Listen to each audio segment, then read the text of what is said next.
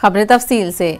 दिल्ली में BJP parliamentary party की meeting इख्तिताम पजीर हुई। तारीख में पहली बार ये मीटिंग पार्लियामेंट कॉम्प्लेक्स के बाहर हुई। मीटिंग में पीएम मोदी के अलावा मरकजी वुज़रा बशमूल अमित शाह, पीयूष गोयल, एस जयशंकर, प्रहलाद जोशी और जितेंद्र सिंह ने शिरकत की।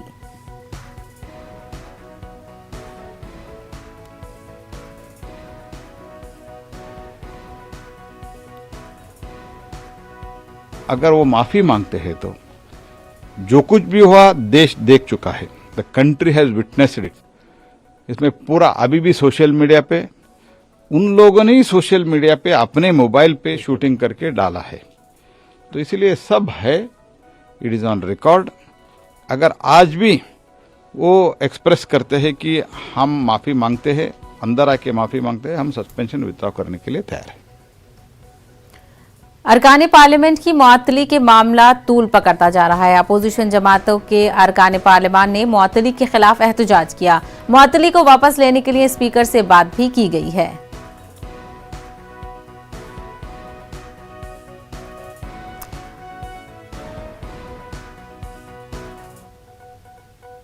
अरकान पार्लियामेंट की मुअत्तली का मामले में मल्लिकार्जुन खड़गे का कहना है कि हमने स्पीकर से बातचीत की है, लेकिन उनकी तरफ से कोई ठोस तजवीज सामने नहीं आई है। हम मुअत्तल अरकान असेंबली की मुअत्तली वापस लेने की कोशिश कर रहे हैं। राज्यसभा में नेता विपक्ष मल्लिकार्जुन खड़गे जिनसे बात करते हैं। सर, करीब 7 दिन से अधिक हो गया है जो सांसद हैं आपके निलंबित हैं, उस पर सरकार की तरफ से कोई फैसला नहीं लिया गया। क्या इस पर आप लोगों की सरकार से कोई बातचीत चल रही है? ये कल तो हम अध्यक्ष महोदय से बात किए, लेकिन कोई ऐसा ठोस प्रपोजल उनकी तरफ से नहीं है कि विड्रॉल करने के लिए। हम रिवोक के लिए कोशिश कर रहे हैं और हमने ये कहा कि जो हुआ है हुआ, ये लास्ट सेशन में हुआ है और इस सेशन में वो नहीं ले सकते। कानूनन हम कह रहे हैं, रूल्स कहता है, संविधान कहता है, एक बार प्रोरॉग होने के बाद हाउस फिर से जब मिलते हैं तो पिछले जो भी बातें हैं वो लैप्स हो जाते हैं एक्शंस। ये हाउस अडजर्न नहीं हुआ, ये प्रोरॉग हुआ है।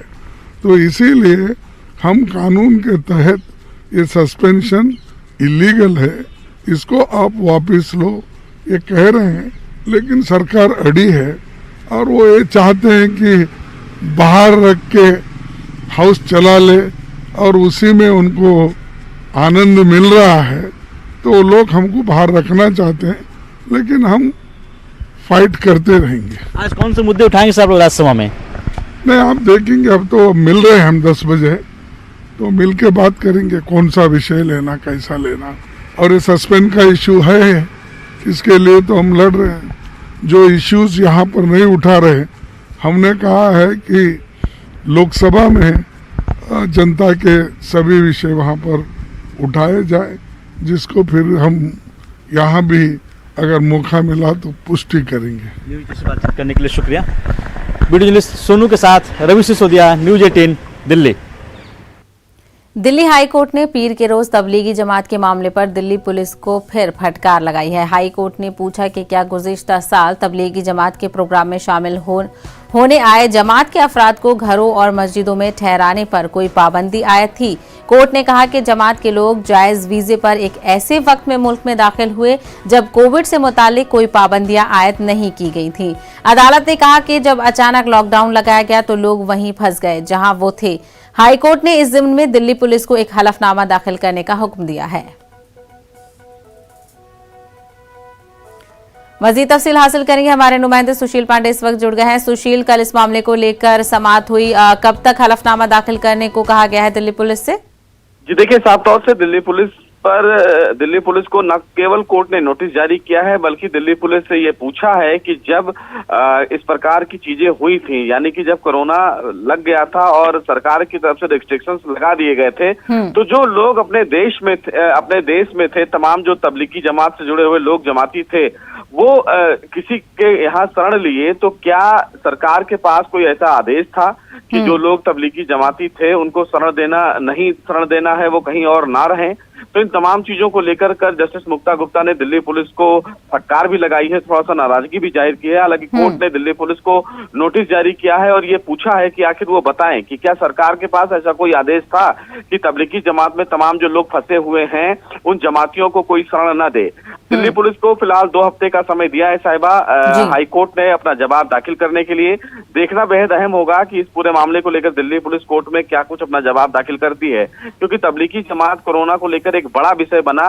बाद में इस पूरे मामले को लेकर किरकिरी भी हुई सरकार की, क्योंकि तबलीगी जमात कोरोना को लेकर एक बड़ा जो दावा किया जा रहा था उस दावे से वो अलग थे और इसीलिए कोर्ट ने फिलहाल ये सवाल भी दिल्ली पुलिस से किया है कि अगर तबलीगी जमातियों को जो फिलहाल आए थे दूसरे देश से और अगर लॉकडाउन लग गया है तो उनको रोकना, शरण देना क्या अपराध है। तो इस बाबत अब दिल्ली पुलिस को अपना जवाब कोर्ट में दाखिल करना है। देखना होगा 2 हफ्ते बाद दिल्ली पुलिस अपना क्या कोई जवाब कोर्ट में दाखिल करती है। बिल्कुल 2 हफ्ते का वक्त दिया गया है। वहीं जो दलील कोर्ट की तरफ से पेश की गई है उससे सुशील पांडे कहीं ना कहीं ये भी लगता है कि दिल्ली पुलिस ने कहीं ना कहीं एक तबके को टारगेट करने की कोशिश की और किसी के दबाव में आके ये सारी कार्रवाई की थी, क्योंकि जिस तरीके का पक्ष कोर्ट की तरफ से कहा गया है वो बिल्कुल वाज़ेह है। जी देखिए, साफ तौर से कहीं ना कहीं एक विशेष प्रकार का कहीं ना कहीं इस पर एक तरह से दबाव माना जा सकता है। हालांकि ये चूंकि ये तमाम जो मामला है वो ट्रायल बेस्ड है। हालांकि अदालत साकेत कोर्ट में तमाम तबलीगी जमात में जो लोग शामिल हुए थे उनको जमानत भी दे चुका है, उनके जो पासपोर्ट को सीज किया था उनको रिलीज भी कर चुका है। कोर्ट ने उन तमाम तबलीगी जमातियों से ये भी पूछा है कि अगर वो ट्रायल फेस करना चाहते हैं, यानी कि वो मुकदमा लड़ना चाहते हैं, तो इसकी भी इजाजत दी गई है उनको। कई ऐसे मामले थे जिसमें दिल्ली पुलिस को डांट भी लगी है कोर्ट के द्वारा। अब बड़ा सवाल ये है कि तबलीगी जमात जो तमाम लोग उस टाइम भारत में आए हुए थे और अचानक लॉकडाउन लग गया, तो उन जमातियों को रहने के लिए जिन लोगों ने शरण दिया, क्या शरण देना गलत है? ये एक बड़ा सवाल है जो हाई कोर्ट ने दिल्ली पुलिस से पूछा है। और हाई कोर्ट ने दिल्ली पुलिस से यह भी पूछा है कि अगर शरण देना गलत है तो क्या ऐसा कोई आदेश जारी किया गया था सरकार की तरफ से। तो ये तमाम चीजें फिलहाल दिल्ली पुलिस को अपना जवाब दाखिल करना है। देखना बेहद अहम होगा कि इस पूरे मामले को लेकर क्या कुछ नया जवाब दाखिल करते हैं। बिल्कुल, तो लगातार जो कोर्ट का शिकंजा है वो पुलिस पर कसता हुआ नजर आ रहा है, क्योंकि ये कोई पहला मामला नहीं है जिसमें दिल्ली की कारकर्दगी पर सवाल उठे हैं। सुशील, हमसे बात करने के लिए बेहद शुक्रिया। दिल्ली फसादात के मामले में पहली बार एक मुलजिम दिनेश यादव को मुजरिम करार दिया गया है। उसकी सजा का ऐलान 22 दिसंबर को किया जाएगा। ये मामला शुमाल मशरिकी दिल्ली के गोकुलपुरी इलाके का है। दिल्ली पुलिस की चार्जशीट के मुताबिक फसादात के दौरान 25 फरवरी की रात मुनव्वरी नामी एक 73 साला खातून के तकरीबन 150 से 200 फसादियों ने घर में जबरदस्ती घुसकर आग लगा दी गई थी। इसी के साथ घर में मौजूद जरूरी सामान भी लूट लिया गया था। दिनेश यादव उस हुजूम का एक सरगर्म रुकन था जिसने आग लगाई थी। इसके खिलाफ गोकुलपुरी पुलिस स्टेशन में मुकदमा दर्ज किया गया था। दिनेश यादव को दिल्ली पुलिस ने 8 जून 2020 को गिरफ्तार किया था। अदालत ने 3 अगस्त 2021 को मुलजिमान के खिलाफ इल्जामात तय किए थे। करकाडूमा कोर्ट ने एडिशनल सेशन जज वीरेंद्र भट्ट ने दिनेश यादव उर्फ माइकल को फसाद, आतिशजनी, डकैती और मुश्तैल हुजूम के साथ मिलकर घर में जबरदस्ती दाखिल होने का मुजरिम करार दिया है।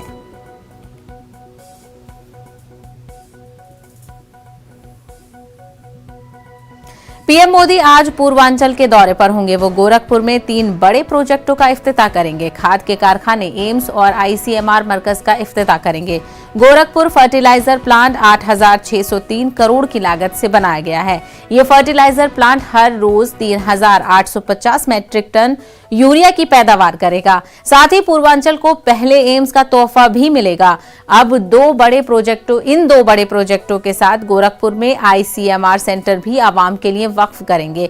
इस सेंटर की दस्तयाबी से अब जापानी एन्सेफलाइटिस, डेंगू, चिकनगुनिया, मलेरिया जैसी मोहलिक बीमारियों की तहकीकात के लिए पुणे और दिल्ली पर इन्हिसार नहीं करना पड़ेगा। ख्याल रहे कि आइंदा इंतखाबात के पेश नजर पीएम मोदी एक के बाद दीगर उत्तर प्रदेश के दौरे कर रहे हैं और मुख्तलिफ इनामात भी का ऐलान भी कर रहे हैं।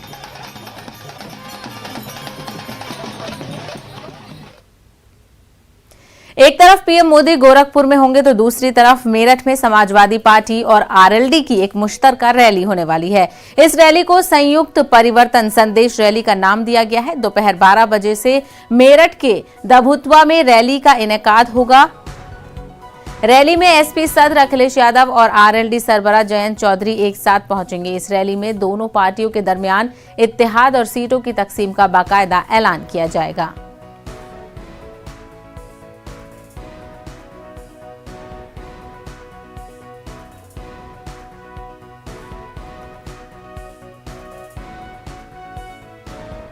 फिलहाल रुकेंगे एक छोटे से ब्रेक के लिए, जल्द लौटेंगे कुछ और खबरों के साथ।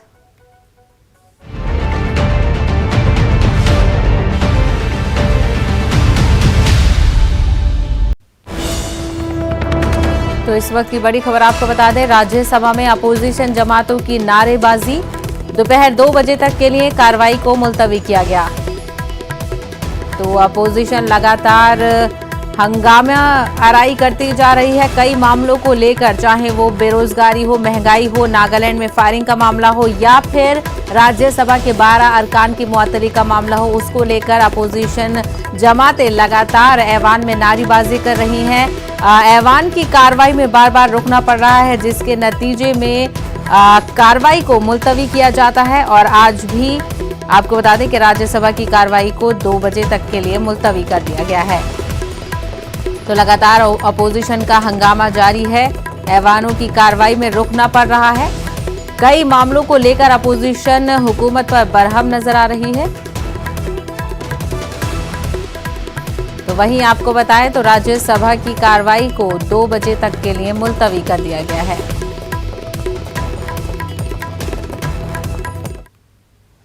दिल्ली में आज संयुक्त किसान मोर्चा की अहम मीटिंग होने वाली है, जिसमें तहरीक को आगे बढ़ाने या खत्म करने समेत कई मामलात पर फैसला लिया जाना है। किसान मीटिंग को लेकर दिल्ली के सिंघू बॉर्डर पर हलचल तेज हो गई है। किसानों की तरफ से हुकूमत को दी गई डेडलाइन आज खत्म हो रही है। संयुक्त किसान मोर्चा ने हुकूमत से एमएसपी कमेटी की तश्कील, किसानों पर दर्ज मुकदमात वापस लेने और एहतजाज में मारे गए किसानों के खानदानों को मुआवजा देने के बारे में अपना मौकिफ वाज़ेह करने को कहा था। किसानों का कहना है कि मुज़ाकरात के लिए सरकार संजीदा नहीं है। हालांकि गुज़िश्ता रोज हुकूमत से बातचीत के लिए किसानों ने 5 रुकनी एक कमेटी तश्कील दी है। वहीं आज दिल्ली की सड़कें खोलने के मुतालबे पर सुप्रीम कोर्ट समाअत करेगा। इससे कबल इस मामले पर 21 अक्टूबर को समाअत हुई थी। गुज़िश्ता 1 साल से जारी किसान तहरीक की वजह से सड़कें बंद हैं। बता दें कि वज़ीर-ए-आज़म मोदी ने 19 नवंबर को गुरु नानक जी की यौम पैदाइश पर तीनों ज़रई कवानीन को मनसूख करने का ऐलान किया था।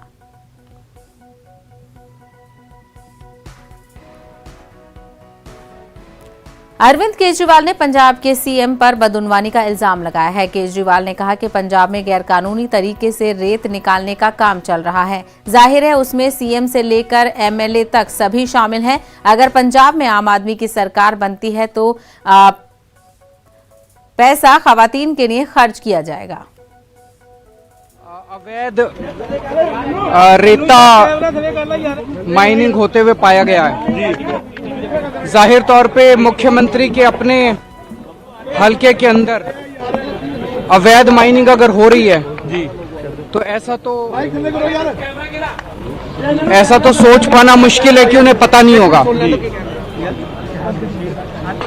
उनके ऊपर रेता चोरी के गंभीर आरोप लगे हैं। पंजाब की जनता जानना चाहती है कि जो अवैध रेता माफिया, रेता खनन उनके हलके में चल रहा है, वो उनके मालिक हैं कि उनकी उसमें पार्टनरशिप है कि वो उसको उनका संरक्षण प्राप्त है। एक मिनट सच्चाई क्या है इसका पता चलना चाहिए। मैंने सुना था कुछ दिन पहले कैप्टन साहब ने कहा था कि बहुत सारे ऐसे एमएलएज हैं, बहुत सारे ऐसे मंत्री हैं जो रेता खनन को संरक्षण देते हैं या रेता खनन करते हैं।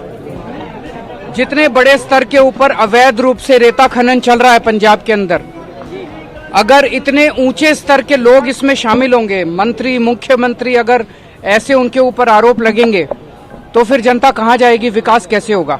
एक मिनट, एक एस्टीमेट के हिसाब से 20,000 करोड़ रुपए का अवैध रेता खनन चल रहा है। आम आदमी पार्टी की सरकार बनेगी, इस अवैध रेता खनन को बंद करेंगे और जो अवैध रेता खनन का पैसा आज नेताओं की जेब में जा रहा है वो पैसा महिलाओं की जेब में जाया करेगा। 1-1 हजार रुपए जो हम महिलाओं को दे रहे हैं। मुल्क में ओमिक्रॉन वेरिएंट से मुतासिर मरीजों की तादाद अब 23 हो गई है। महाराष्ट्र में कोरोना का ओमिक्रॉन वेरिएंट तेजी से फैल रहा है। 2 और मरीज नए वेरिएंट से मुतासिर पाए गए हैं। मुंबई में ओमिक्रॉन वायरस से मुतासिर 2 और मरीज सामने आए हैं, जिसके बाद मुतासिर मरीजों की कुल तादाद 10 हो गई है। 25 नवंबर को जोहान्सबर्ग का एक 37 साल शख्स मुंबई आया। उनके साथ उनका एक दोस्त भी अमेरिका से मुंबई आया था। अब दोनों ओमिक्रॉन मुतासिर पाए गए हैं। हैरत की बात यह है कि बैरून मुल्क से वापस आने वाले दोनों अफराद ने फाइजर वैक्सीन लगाई हुई थी। वैक्सीन लगवाने के बाद भी दोनों कोरोना से मुतासिर पाए गए हैं। ताहम इन दोनों में कोरोना की अलामत नहीं थी।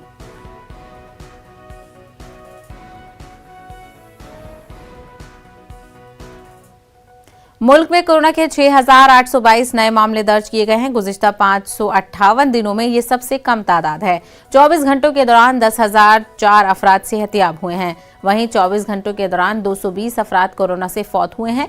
मुल्क में इस वक्त 95,000 एक्टिव मामले हैं। वजारत सेहत ने एदाद-ओ-शुमार जारी किए हैं।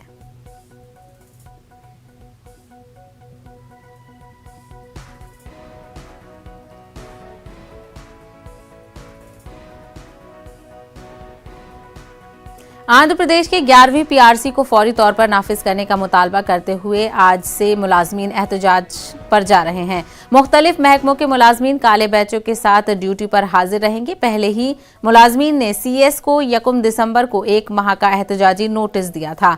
एहतजाज और मुखालिफत मुख्तलिफ तरीकों से किया जाएगा। 7, 8 और 9 दिसंबर को सियाह बैचों के साथ एहतजाज किया जाएगा और 10 दिसंबर को सरकारी दफातर पर लंच टाइम में एहतजाजी धरना दिया जाएगा। मुलाजमीन के जेएसी हुकूमत से मुतालबा कर रहे हैं कि कम से कम पीआरसी रिपोर्ट यूनियन लीडरों को दी जाए।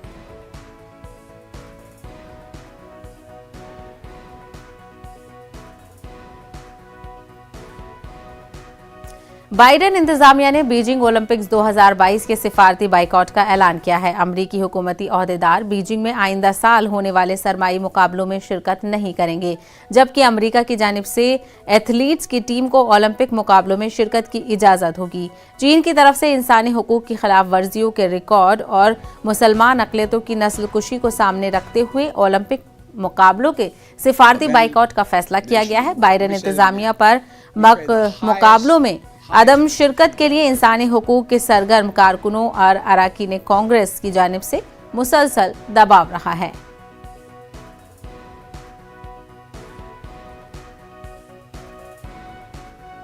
मध्य प्रदेश के पंचायत इंतखाबात को लेकर जबलपुर हाई कोर्ट में चीफ जस्टिस की बेंच में आज अहम समाअत होगी।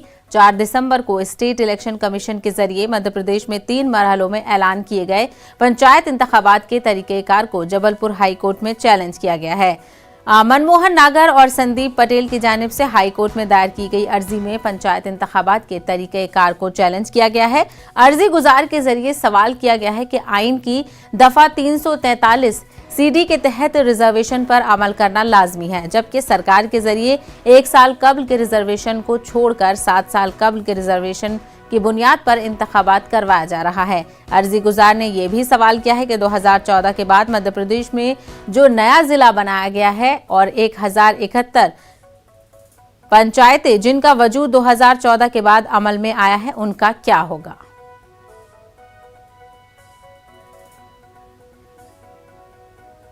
मध्य प्रदेश में बीजेपी और कांग्रेस के दरमियान एक दूसरे को बड़ा गद्दार बताने को लेकर सियासी घमासान शुरू हो गया है। सीनियर कांग्रेस लीडर दिग्विजय सिंह के जरिए ज्योतिरादित्य सिंधिया को कांग्रेस के साथ गद्दारी करने के साथ सिंधिया खानदान को झांसी की रानी से गद्दारी करने और अंग्रेज हुकूमत से वफादारी करने के बयान के बाद बीजेपी ने भी दिग्विजय सिंह पर जवाबी हमला किया है। बीजेपी के जरिए दिग्विजय सिंह के खानदान को न सिर्फ मुल्क से गद्दारी करने बल्कि अंग्रेजों और मुगलों से वफादारी करने को लेकर बीजेपी ने दस्तावेजात भी जारी किए हैं। सिंधिया महाराज पूरा फायदा उठाओ कांग्रेस से, अब चलेगा भाजपा। और पैसा बांटते फिरे और हमारे एमएलए और भगा के लिए।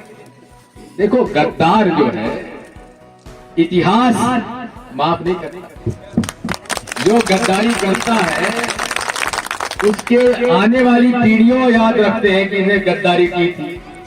करते नहीं करते?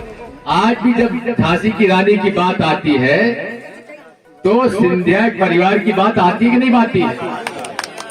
पानीपत की लड़ाई में अगर इन्होंने साथ हिंदू राजाओं का दिया होता तो हम अहमद शाह अब्दाली पानीपत की लड़ाई हार गया होता।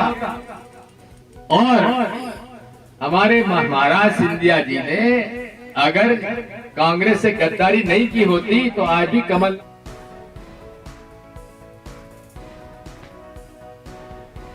हिंदुस्तान की 5 ट्रिलियन मईशत की तामीर में डिजिटल असासों का किरदार और क्रिप्टो करेंसी और ब्लॉकचेन टेक्नोलॉजी के मसले पर एक तकरीब के दौरान बताया गया कि ये हिंदुस्तान की इक्तिसादी तरक्की के लिए किस तरह एक बेहतर ऑप्शन हो सकता है। इस मामले पर डॉक्टर मुकेश से खुसूसी गुफ्तगू देखिए।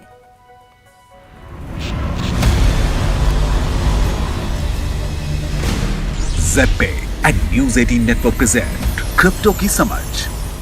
हेलो, मैं हूं आपके साथ रंजना रावत और आप देख रहे हैं क्रिप्टो की समझ। और आइए आज समझते हैं कि क्रिप्टो डाइवर्सिफिकेशन क्या होता है। तेजी से डेवलप हो रही है क्रिप्टो करेंसी। मार्केट में हजारों कॉइन्स अवेलेबल हैं, लेकिन केवल टॉप 20 कॉइन्स को ही सबसे वैल्यूएबल माना जाता है। इसलिए इन्वेस्टमेंट पोर्टफोलियो को डाइवर्सिफाई करना जरूरी है ताकि आप कैपिटल को प्रोटेक्ट करें और ज्यादा लॉस होने की संभावना को कम कर सके।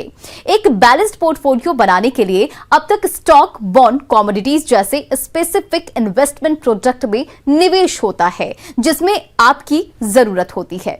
अगर आप सिर्फ क्रिप्टो को पोर्टफोलियो बना रहे हैं तो डाइवर्सिफाई करके आप अपने रिस्क को कम कर सकते हैं।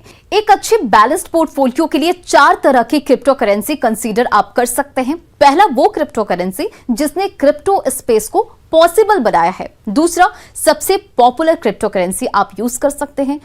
तीसरा, वो करेंसी जिसमें हमेशा पैसिव इनकम होने की संभावना होती है। और चौथा, स्टेबल कॉइन्स में भी कोई भी।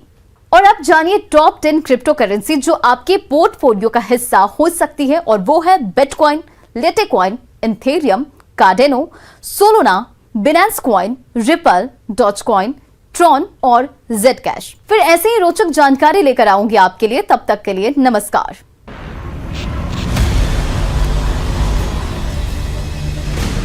ज़ेड-पे and News 18 Network present crypto की समझ।